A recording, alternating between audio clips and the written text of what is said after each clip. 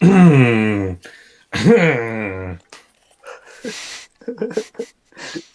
it is Dude, I getting already in. started. Oh. That's staying in. Yeah, keep it. I gave you the Welcome. fingers. Three, I thought you knew what that meant. three, two, one, go. Well, your video signal's kind of delayed. Welcome to the Kid Bombs podcast, season 2, episode 2.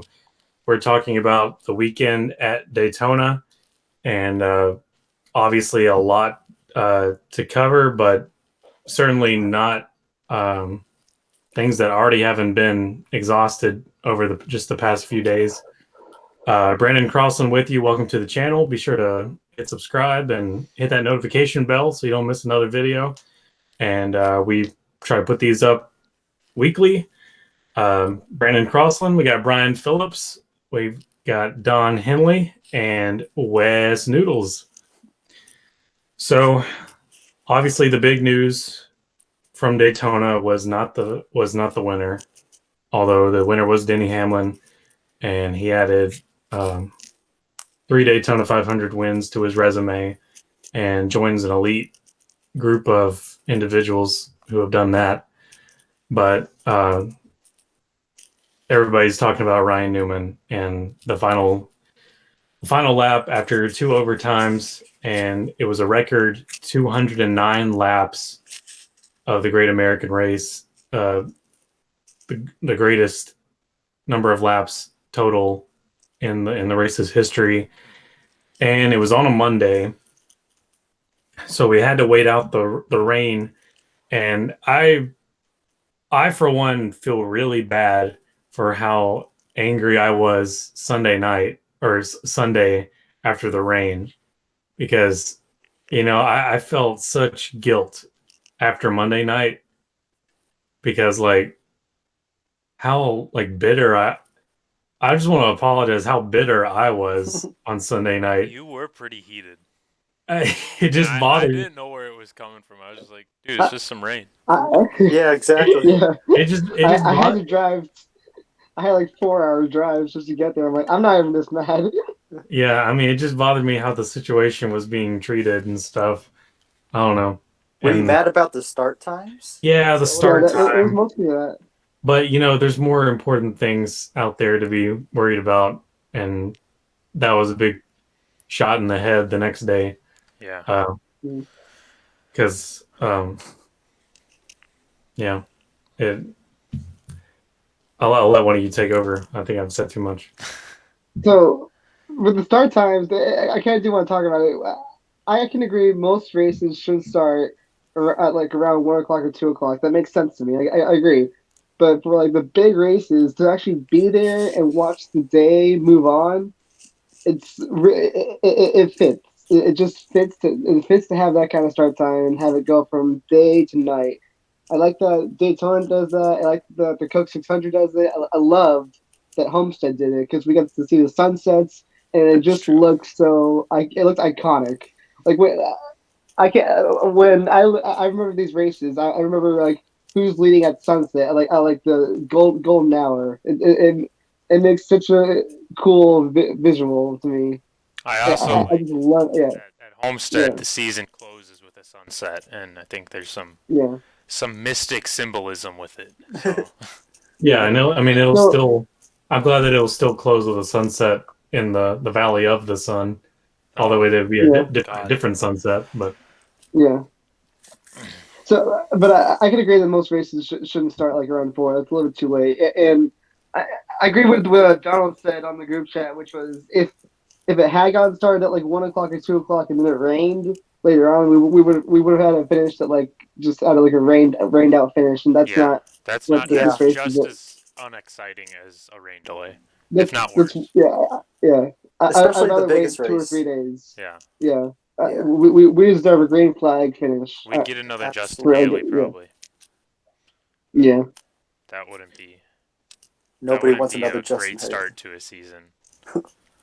I guess I was just angry that because I was butthurt that we weren't getting a race, and that's really all it was. We waited so long for and a race. We gotta wait one extra day. It's just such a long wait, and Yeah. I should have just kept my mouth shut. But See, at the end of What- Monday, but we gotta move along. At the end of Monday night, though, like the biggest thing was like Ryan Newman may not be alive, and we didn't know for like 2 hours.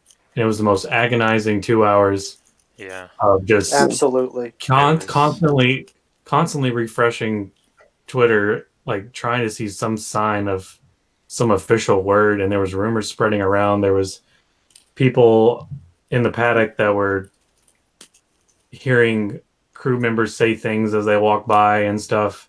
yeah. But like those things were not to be paid attention to. And again, there's not a lot that hasn't already been said about everything. But like the media did a really good job of waiting and being patient, They really but did. They but really also holding their breath, and it's just such a dark 2 hours. And it did Yeah. the way they had to cover up the scene and everything with the black paneling and stuff to keep people from eavesdropping and stuff didn't make it visually didn't make the situation any better. And also Yeah, I didn't agree with that. and the Fox broadcast, not playing any music at all on their bumpers and stuff anymore because they knew it was not appropriate anymore. And it just it felt dark, man. It felt like 19 years ago. But I wasn't old enough to be watching 19 years ago. I probably was sitting in the living room, but I didn't know. Yeah. Yes. But like, watching the replay of 2001 over and over again at this point in my life, I can see all those similarities that older fans point to. Your thoughts? I want to add one thing. I'm kind of disappointed in Fox for showing the replay of the crash. Yeah, I was going to bring that up too. Like, we didn't even know if he was alive or not. His car was sitting there upside down, hadn't came out yet. And it turned my stomach to see that view of the slow motion of his car getting hit. That hurt. The Dale Jr. download brought that point up. They put it on their Twitter too before he was out of the car, right? Yeah, they did. Ryan was pretty upset about that. Yeah. Yeah. Did Ryan actually get to say something about that? Yeah, he said on the group chat. He's pretty upset about it. Oh, Ryan Cole. I'm sorry. When you say Ryan, I thought Ryan Newman had already said something about it. No. Okay. Ryan Cole. We're going to make that mistake a lot tonight. I'm sorry. Why are you guys putting this replay on? We're not out of the car yet. Yeah. Take it down, LOL. But the fifth member of our crew, Ryan Cole, will join us eventually this season. Just not here with us quite yet. But yeah, they showed an up close replay before we knew that he was still breathing, and that's just I think they besides that they handled it as professionally as they possibly could with such short notice, because live TV is really, really hard to do. Oh yeah. And I don't think people understand the magnitude of live TV until you are responsible for a big part of it or a little part of it, because I've done live TV in several different positions, but never in a time of crisis, Right. like a life or death moment. Like I can't. When I think of a crisis moment in live TV, I think of like 9/11 and like Channel 4 in New York having to cover 9/11, or like the Today Show. Yeah, that must have been crazy for him at the time. And like they had no idea what they were about to walk into, because it's just happening as it comes.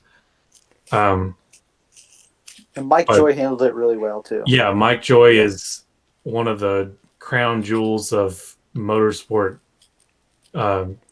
commentating as a lead. I hope we have him around for a long time. Guy. What? I hope we have Mike Joy around for a long time. He's like one of my favorite announcers. I do as well. I hope he has a long as long as a career as he wants. I hope he's got it there at Fox. So they took him to Halifax, and then we finally got a live press conference from Steve O'Donnell. Finally, the actual facts coming to us. Put it on. I put it on my TV immediately, and I was preparing emotionally just to hear that just preparing for the worst, because it takes me back to Mike Helton saying that we on the last lap of the 500 we lost Dale Earnhardt. That famous infamous quote from that press conference, and it just felt like that was the next thing coming, and it was just going to be a horrible day. But he was in serious condition, but non-life-threatening injuries, and that was just the biggest and best news of the night. And then after that, we'll get to this later, but it only got better from there. And that's the last thing we would have thought would have happened. But I will say I did pray many times in those 2 hours of not knowing anything, and other people were encouraging other people, and it was one of the biggest moments of unity across the entire motorsports landscape that I've seen in a long time. And I think especially in the NASCAR community. Oh yeah, they can be pretty. NASCAR community is pretty toxic with each other, so pretty clashy. Yeah. But because there's a lot to clash about. Let's be honest. But there's a lot to bush clash about. But moving on, but back to the actual winner of the 500, Denny Hamlin. Brian, I know you're not happy about Denny Hamlin getting another 500 victory, but all biases aside, I think this does cement him as if we didn't think he was a Hall of Famer before. Once you enter that 3 Daytona 500 category, you are up there with Richard Petty, Jeff Gordon, and the others who have held that. But he didn't know about how severe the wreck was, and so he was celebrating because that's just what you do, And especially after you win the Daytona 500, you're not looking back there to see what was happening. And like when Dale Jr. at the Coke Zero 400, when Austin Dillon had his he saw it. He actually did see it, So if Dale Jr. hadn't saw that, he would have been doing the exact same thing. When I think about it, I'm thinking if he had looked in his mirror, I feel like he could have seen it, but he's also started racing, so I get what happened to you. I don't hate him for that at all. I totally understand what happened. On Twitter, pretty shortly after, his spotter came out and said that it was his fault because he saw Denny get in line for a lug nut check, and he assumed he was going straight to victory lane, and then and then Chris Lambert, his spotter, immediately left down to go check on Ryan, and then no one was in contact with Denny except for the people around him, which were obviously with Denny. So, but I mean, for a guy who's had to deal with a lot of fan backlash for controversial things, it was a really good look on Denny for as soon as he heard the news that he just apologized. The focus of that moment was instantaneously directed away from him. Like we gotta focus on Ryan. And one of the reasons I don't like him so much is that he's never really handled situations that great. But this time, on Monday night, he handled that pretty well. That was the first time in a long time that I've seen him do the right thing. Yeah, I mean, I don't expect drivers to be perfect all the time, Right. They're all just humans out there, and they have faults and emotions and drives. But Joe Gibbs had to give an official apology, which I don't think that's something that would have happened 10 years ago. If people felt offended that they didn't know the magnitude of the crash, like us, the watching audience did. Right. The fans. Yeah. But I mean, some people have to hear an apology or they don't think you're sorry, like an official statement, Yeah. I guess that's just how it works now. Corey LaJoie and Ryan Blaney, there was that really picture that drew a lot of attention on Twitter was Corey LaJoie down on the ground next to the car with his deck lid in flames, and people at first I know it's kind of funny, Brian, but people thought like that he was like he was praying, feeling awful, or like dejected from everything that just happened, but actually he was like in deep pain in his manhood. Not just that, according to his own. I think it was gut punch too. Yeah. So it was a lot. Yeah, it was a gut punch. It was in a bad area too. He just was trying to compose himself. He said he was out of breath too. Man, peace out to a brother. That's when you're down on the ground like that. That's gotta be bad.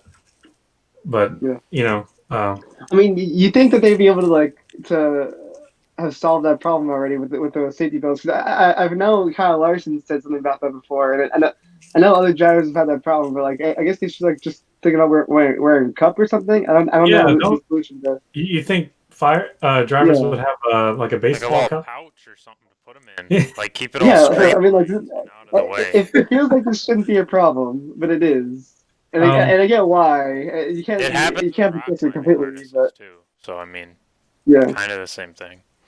But you know, Corey LaJoie, obviously, what was the car that made the driver's side impact after Ryan was already upside down? Yeah, so that's what turned a bad. His car was what turned a bad wreck into a severe wreck. Wreck. It turned from a bad to a worst I've ever seen wreck, and really nothing you can do at all because you're on. He was pushing. He was in for the ride at that point. Yep. So was Ryan Blaney, which brings us to Ryan Blaney, of course. And he took the worst of it. I was really pulling for Ryan Blaney before. I was so happy. I was really pulling for Newman.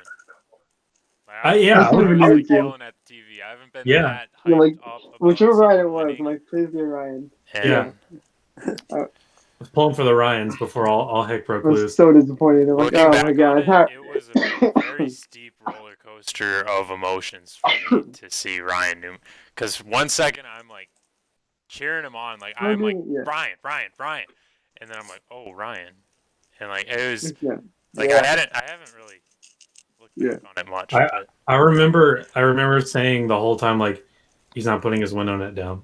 He's not putting his window net down. He's not putting his window net. Why aren't you guys moving faster? He's not putting his window net down. I just it hurt. But like Ryan Blaney posted a statement today on Twitter. It was too long, so he put it in Apple Notes. Right. February at 3:18. I don't think you'll ever see someone as tough as Ryan Newman. To see him walk out of that hospital with his girls brought a tear to my eye. I was lucky enough to speak with him last night briefly about what happened Monday. It was just good to hear his voice, to be honest. His Ryan Newman humor was at large and brought a smile to my face. The recovery he has made the past few days have been remarkable. I look forward to seeing him soon to talk about it more. We are all competitors racing for wins every weekend, but at the same time are one big family. And you never want to see family get hurt. Have been replaying the events in my head over and over about what I could have done differently ever since. I'm very lucky to have a great family, friends, team, and incredible fans that have helped me out this week. I can't thank everyone enough for that. I can't wait to have Rocket Man Ryan Newman back at the track racing as hard as ever. Yeah. But what I think about with that is, even if Ryan Blaney had won that race, I think he still would have acted the exact same way. He would not have been celebrating it at all. I think that'd be the first time someone's been in victory lane and just been totally sad from the very start of it. But since Monday before the restart and today, that was like he was off Twitter. Like nothing. Didn't say anything. You know, I know that's like a South Park kind of thing to say. He quit Twitter. You know, but really though that's the way that drivers interact with their fans and the media when they're not talking face to face is usually on Twitter updates and stuff on their personal accounts, but like he was off, so definitely taking time to himself and trying to get his mind right. Yeah, I was just really hoping he was all right. Yeah. I know, but him and Bubba Wallace had a pretty aggressive heart-to-heart, I guess you could call it. Yeah. Bubba posted something on his social. Yeah. I'm glad they have it. They are looking out for each other. Yeah. It's good to have that in the sport. And I hope that there's like more like relationships out there between the drivers, like more friendships like that. I hope that we like see that more often. Yeah, and Bubba's such a honest, emotional person that expect nothing less from him. But and I didn't know it, but I get it. That I didn't know that Martin Truex Jr. and Ryan Newman had a friendship off the track as fishing buddies. Yeah. But I get it though. The shoe definitely fits. Yeah, big hunting guys. But now let's move to that. Let's move to that superhuman Ryan Newman recovery. Like, I could not believe my freaking eyes when I saw him standing up in that hospital gown with his daughters on both sides, and the official statement saying he was not only talking, but he was laughing and chatting and playing around with his daughters. And so at that point, later on the day, he just walks out. Well, we'll get to that. But I was like, well, that's awesome. That's great news. Prayers were definitely answered. This is beyond what we ever could have deserved or expected to hear. But like, I thought, well, maybe there's still some things that they're not telling us. Maybe there's some concussion like things going on, maybe on the inside. Maybe there's some broken bones that we're not seeing. But a little while later, there he goes walking out of the hospital with not even any shoes on. He's wearing his hospital socks. But the powerhouse unit he was able to just walk out of that hospital. But like, I cannot imagine him not having any like bruises. Yeah, I mean, we don't know the complete extent to his injuries. Yeah, we don't. I mean, he could probably have a concussion or other type of internal stuff, and I mean, but he definitely, I definitely can respect and want him to have all the time. Yeah, certainly. That he needs, and if he needs to just leave, do it. Like I get it. Like we don't need anything more from Ryan Newman if he doesn't want to. Like he's not even supposed to be here. So like like God bless him and like let him be what he wants to be. Driver or not. When I think of like a veteran, he's like the definition to me of a veteran in NASCAR. He's the OG. He's the partial season in 01, his rookie season 02. I mean, he's had like five of these big crashes already. That guy could take a punch. He's one of the toughest guys in the sport. Well, last night. Sorry to interrupt, but okay. I've seen that like in the past he's made complaints to NASCAR about like the wrecks on super speedways, and they put several times the bar, not an extra bar on the car. Newman bar. Called the Newman bar now. Yeah. Mm-hmm. That's right where he was hit. So it's time travel, maybe. It's like he knew. It's like he knew that was going to happen to him one day, and he really saved his own life with it, kind of. So maybe he just knew it was a matter of time before it would happen to him. Yeah, the kind of luck he kept finding himself in. Because you look at Talladega in 2010, I think it was 2010, and that's where they had him on trackside on speed, and he was saying, "Yeah, this is gonna kill." Like he's like, "Yeah, that's the worst kind of wreck you can have is when you're on your lid and you're getting hit by somebody on driver's side. It's like predicting the future, and it's just really eerie. It's going to be interesting to hear his comments about this style of racing now, because last year at Talladega, he complained about it too. I cannot wait. And you know what? I want him to complain. Yeah, definitely. But, that subject I've already exhausted on Twitter, so I'm not going to talk about it here. All I can say is give David Land's point of views on the subject a chance, but that's all I'm going to say about it, because I don't want to run into that again. Sorry, Brian. I don't want to run into it. But I will say I love you guys, so I don't want to talk about it. I will say the R&D department deserves a big thumbs up. Yes. Yeah. All their hard work. The R&D department, the on-track safety crew, safety. There's people complaining about them on like social media, and it's insane. It's crazy. I don't know. Well, the social media needs to calm down. We need to think seriously. The R&D department, including myself, I needed to calm down Sunday night. The AMR safety. This is growth. The AMR safety team. All the staff at the Halifax Medical Center that had that awesome team picture with Ryan before he went to the hospital. Oh yeah. But what were we talking about? I forgot. Ryan Newman's a madman. R&D. That's all I gotta say. Yeah. So he's give him all the time he needs. Of course, he's going to be out of the car for Las Vegas. I would venture to say that will also be Auto Club and Phoenix, probably the rest of the West Coast swing. But that's none of that's confirmed. It's no actual timetable. I'm just giving initial thoughts about it. But we do know Ross Chastain is going to get the next shot of his life in Roush Fenway equipment.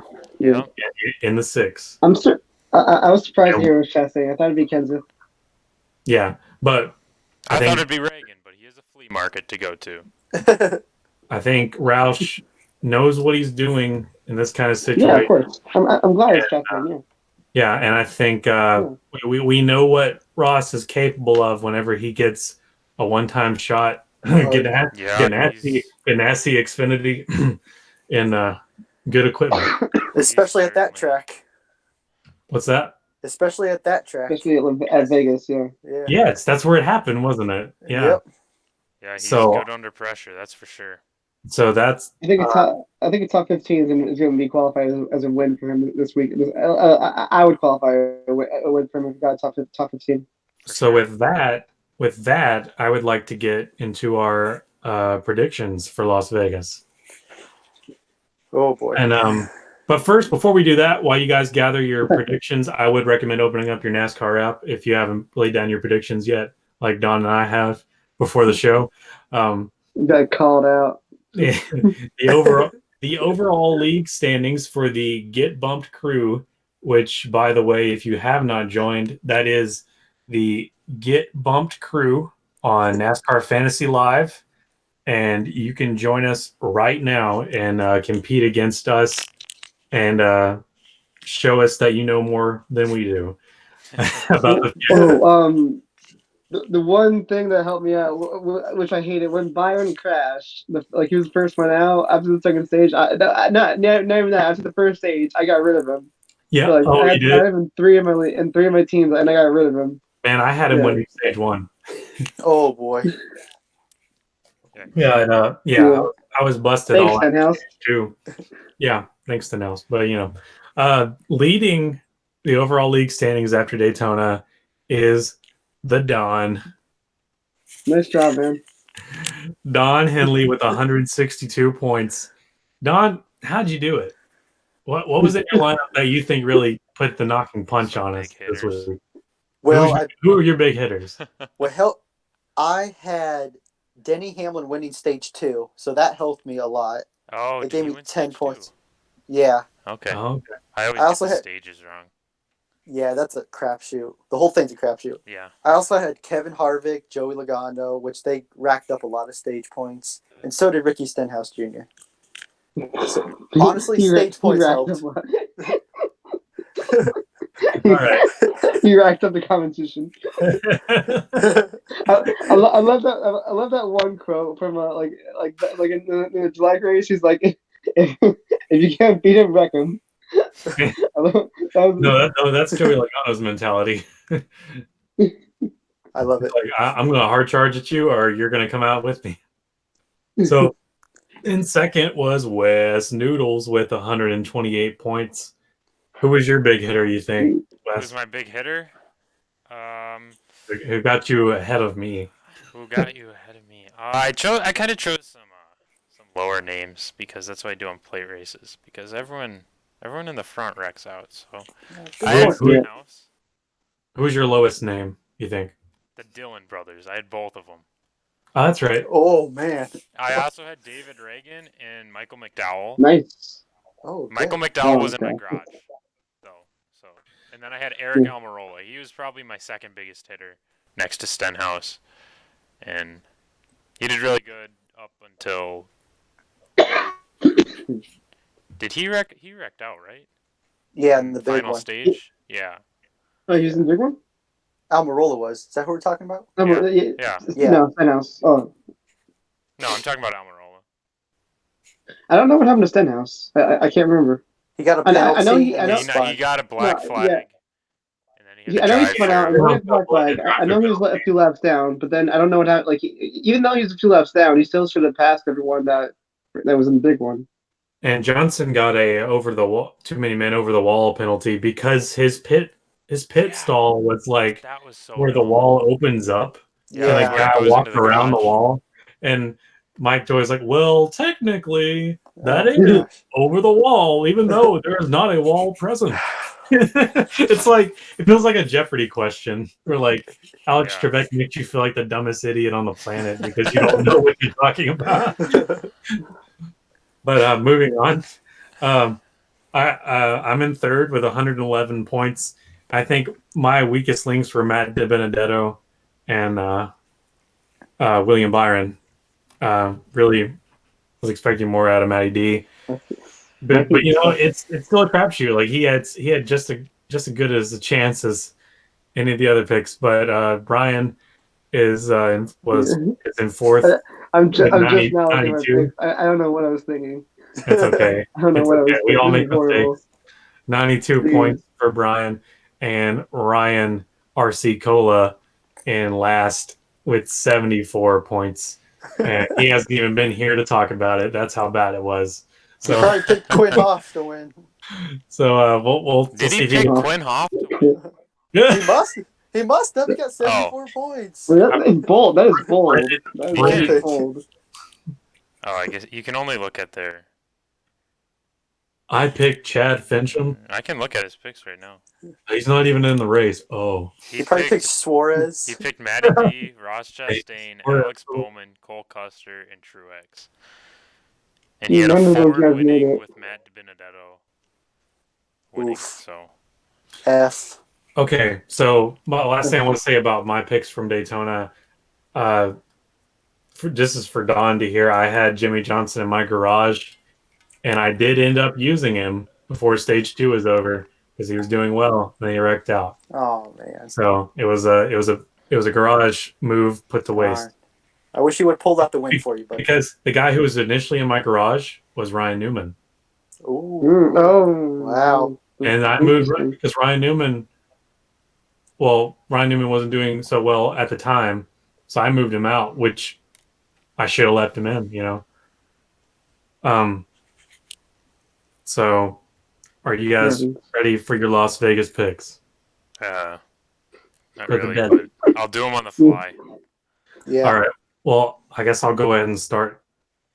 I got my starters: Kyle Busch, Kevin Harvick, Martin Truex Jr., the Big Three, Kyle Larson, and Joey Logano. Just because they have a proven track record as of last year for this kind of place, and we don't really know anything about this year, especially with the rookies and stuff, until we see one go at it. Mm-hmm. Yeah. In my garage, so I think these are safe picks for now, and I don't think I'll be if we see any differences, I won't be using these. Haven't to be using these guys as often as I think I will. And that's one less pick for Denny Hamlin, which I think he's going to be a beast and win the championship this year. But garage, in my garage, I got Ross Chastain because it's my dark horse. Because what we've been talking about before is how well he does in big opportunity equipment, and of course Las Vegas with Ganassi in the Xfinity Series before.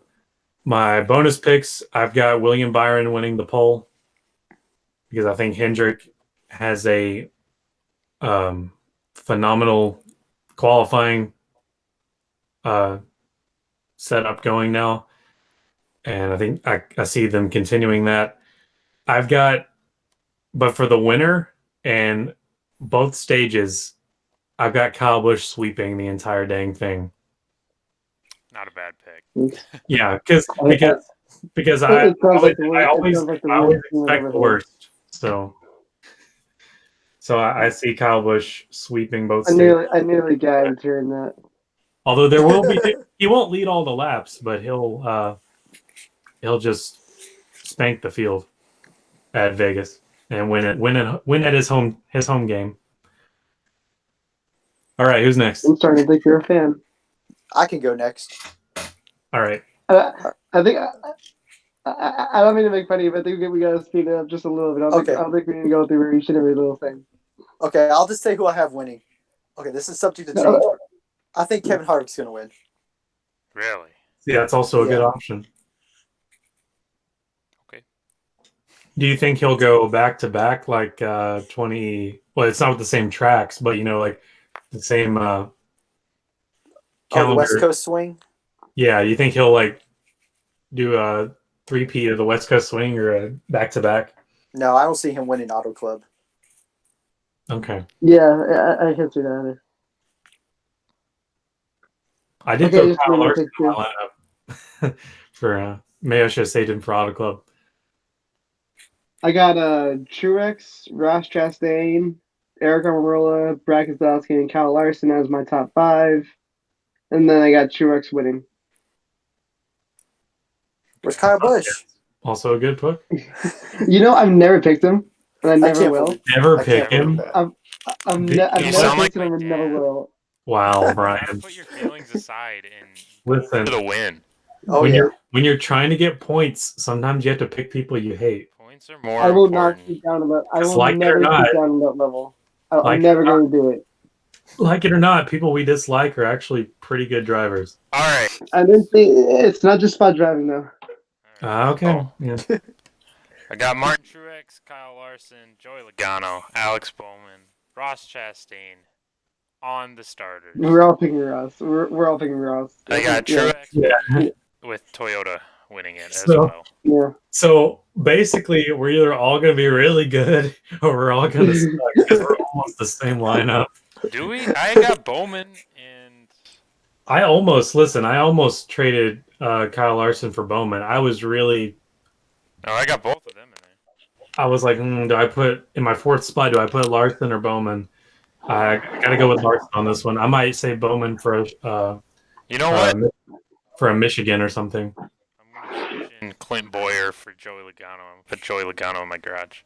Oh, Clint Boyer. Didn't even think about Clint. Yeah, I got him in my lineup. I'm sorry, Clint. I didn't even think about you. I mean, you're pretty good. Okay. Dang. All right. Well, that's picks then. All right. Yeah. That is that. So we ask you again if you want to join our Fantasy Live. That's Get Bumped Crew on NASCAR Fantasy Live. Indeedly do. Dad, you can join if you want. Or not. That's okay. You can just listen to us say where we are in our own standings. IndyCar silly season? IndyCar silly season. IndyCar silly season. So we got James Hinchcliffe. James Hinchcliffe. Ride. It was right there. I couldn't think of it. We got him driving for Andretti for Indy GP, Indy 500, and do you guys think that makes him a favorite now? I might see that it's going to make him a favorite to win. I'll root for him. I'll certainly root for him. He's a legitimate shot if he's got the speed. I guess we'll find out in May. I'm looking forward to that. Also, I like that Colton Herta is aligned with Andretti. How many drivers does Andretti have now at Indy? Well, six. Colton still has a technical partnership, doesn't he? But it's like way closer now, right? But it's they're sharing like actual equipment now. But it's basically Andretti. Yeah. It's basically, you can basically call it Andretti Steinbrenner now. Yeah. You're gonna see him like holding hands with Andretti, like as they're walking down the pit. Yeah. I made the joke. I made the joke last year before when we first heard about McLaren SP, that like eventually it was all gonna be one super team in IndyCar. Everybody's a part of the same team. Where Penske, Arrow, McLaren, Schmidt, Peterson, Steinbrenner, Andretti, with backing by Carlin, Ray Hall, Letterman, Lanigan. Yep, there it is. Incorporated. And then, did you want to mention Scott McLaughlin has announced Well, I saw something from David Land saying 8 races. 8. I heard. Hold on. You heard 1? I heard GP. Someone's right. Who is he talking about then with 8 races? I thought that was Hinch. I thought Hinch had more than just the 2. I heard Hinch was.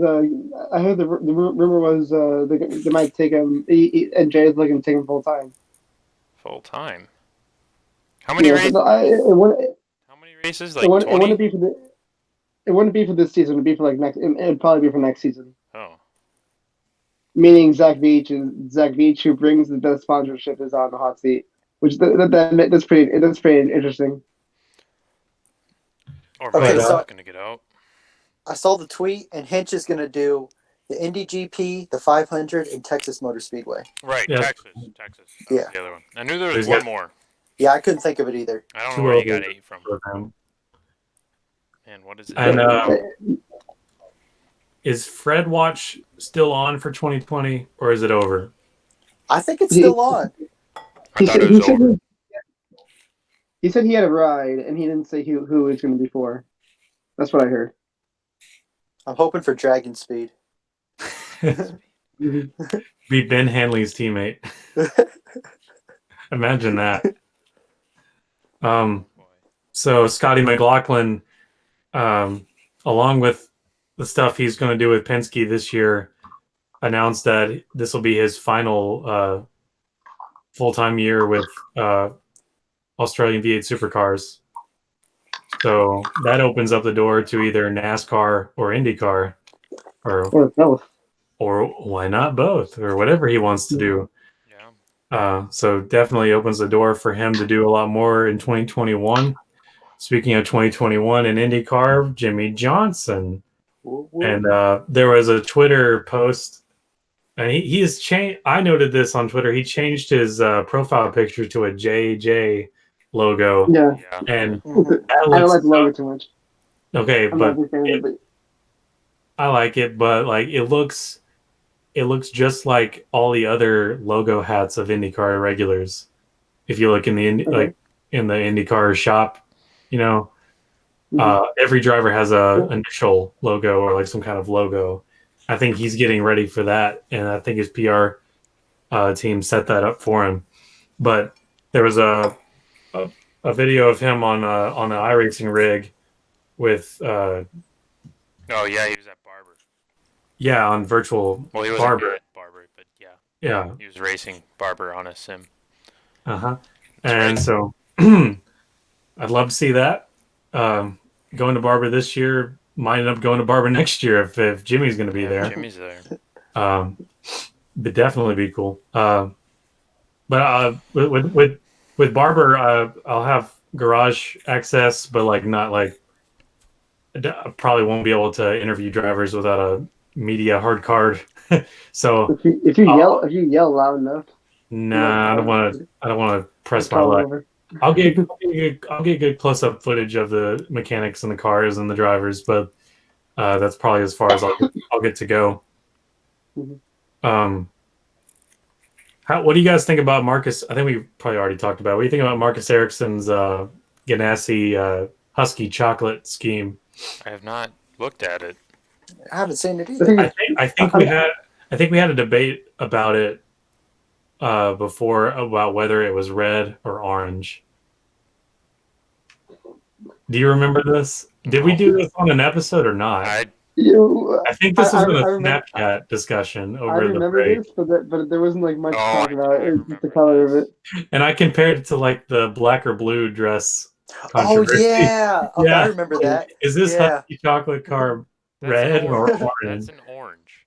Are you already looking back at it, or you looked it up? I just pulled up the picture. That's an orange. Well, now it looks red on this. It looks that's red. On this. I shouldn't have brought it up, bro. That's red. But like, if you look at it like on your actual screen, it's definitely. If that's red, then this is orange. Isn't that orange? Wait, isn't that orange? McDonald's. That's Larson's it's red. McDonald's I need to turn my blue light filter off or something. Okay, that's a little more red. Yeah. It's still pretty orange though. Yeah. What's up, Jack? It's orange. So, I think we've exhausted IndyCar, but definitely looking forward to St. Pete. Still saw some the track building in the beginning stages.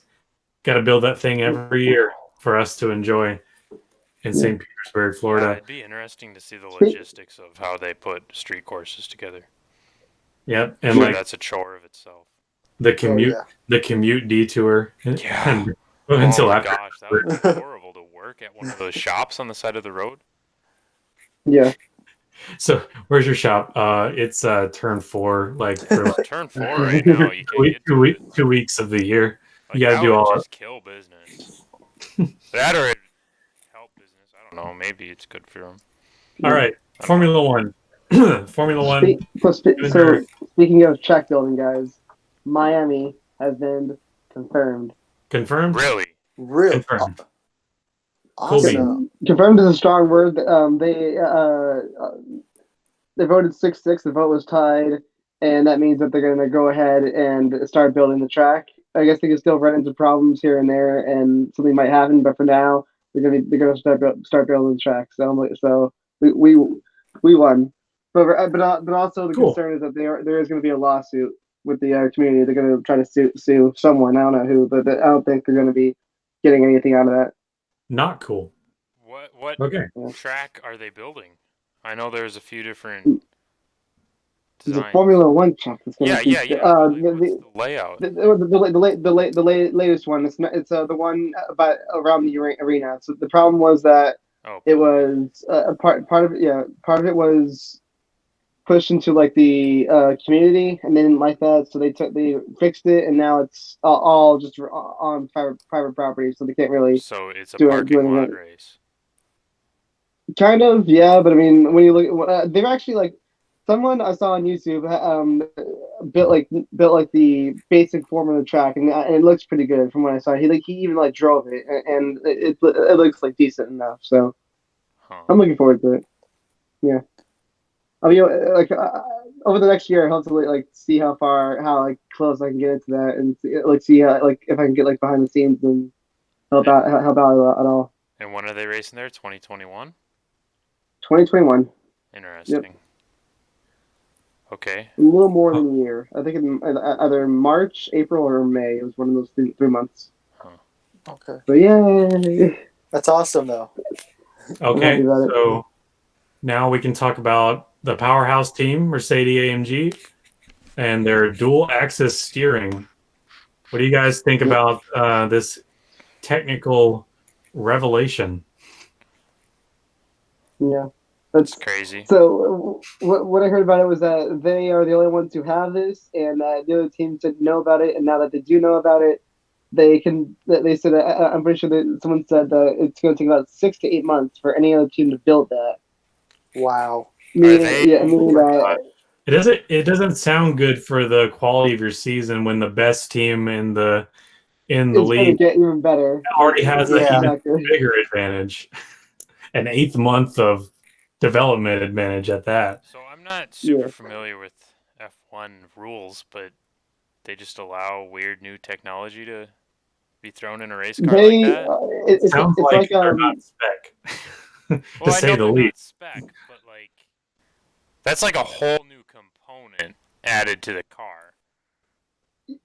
I'm surprised about it too, but it's like what the Hendrick with Jeff Gordon's team was like in the '90s. I don't think there's a rule against it, but there will be. Now, the rule makers, not rule breakers. I mean, yeah, I guess they wouldn't build it if there wasn't a loophole that they were exploiting, or maybe not even a loophole, but I don't know. Crazy advantage that they don't really need. So. But hey, maybe it'll break over and over again in every single race. Oh god, that's that'd be intense. What was really interesting about this is that if it doesn't work, then we all win. But if it does work, then they win. Yeah, I mean, so it's a gamble on it, but they've probably been developing it for like 20 years. Yeah, I'm sure it's gonna work. I'm sure it's gonna work. But I don't know if it doesn't, it's gonna be hilarious. With plenty of testing behind it too. Yeah. Also want to mention real quick Ferrari's debut of their new SF1000 paint schemes for 2020, and they had their 2 drivers up there, and like it looked like I was watching the Phantom of the Opera for a little bit. Yeah. They started talking in Italian, and then there was an orchestra, and then there was like acrobatics, and then there was like and then they're like, okay, here's the car, and then here's the car, and like 5 minutes more acrobatics. Like, this is not the car. This is just more acrobatics. And the one thing they did right was they made their stream public. And so anybody who was looking at motorsports on YouTube at the time was watching this Ferrari demonstration. And you know what they weren't watching? The Circuit of the Americas IndyCar test. Right. Their video was unlisted. PR fails. 2020. We'll see what more happens. Let's see. You had a paint scheme you want to talk about? Yeah. The Team Renault at Barcelona. I don't know if is it just the testing? Yeah, I don't think it's going to be their scheme in the year, but like it looks really nice being just like a plain black with the yellow number. I like it. They said that they were supposed to come out with their new car yesterday, and yesterday, and they never did. So I don't know if this is full time or not. I'm confused about it, but I liked it. I'm a fan of a lot of the schemes they've got this year. I saw Alfa Romeo's, and I like that too. I like Racing Point this year. They got like the BWT going like in a diagonal on the back. It's pretty slick. Yeah, not gonna lie. Yeah. One thing I'd love to have. What? Yeah. No, I mean, like the I almost said Force India. The Racing Point team, like the one thing I wish they had on their car, like it looks like it needs a panda, and I don't know why. Yeah. A panda. Yeah, like the colors they're going with, like it looks so cool if it just had like a little panda on it. It's chewing on some bamboo. Yeah. Like Colton Herta putting Big Chungus on his car. Right.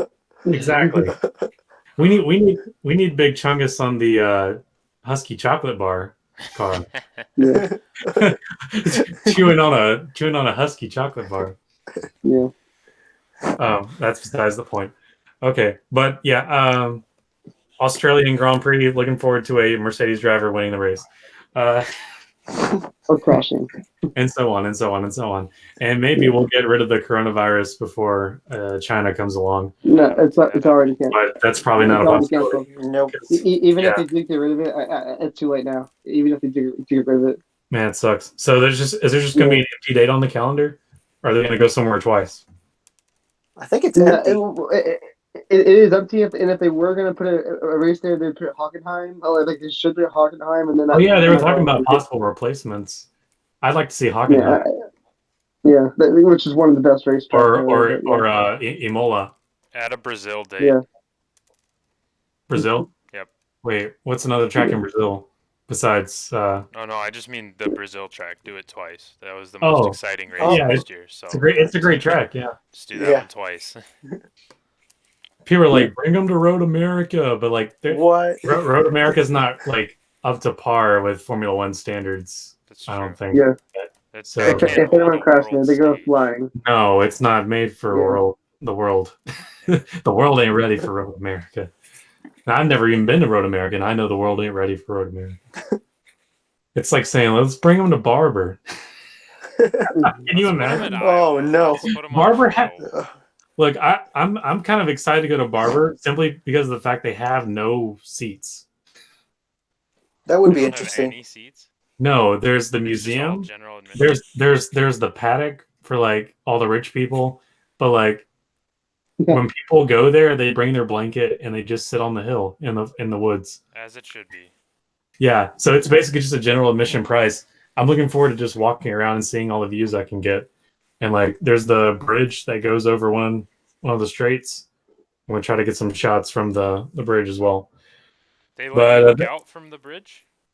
Yeah, it's like a pedestrian bridge. Interesting. Most of the racetracks I know, they put they sponsors over, so you don't do that. Yeah. So people don't congregate on it because that's dangerous. Sebring does that too. Sebring. Maybe they have a person limit during race time of maximum.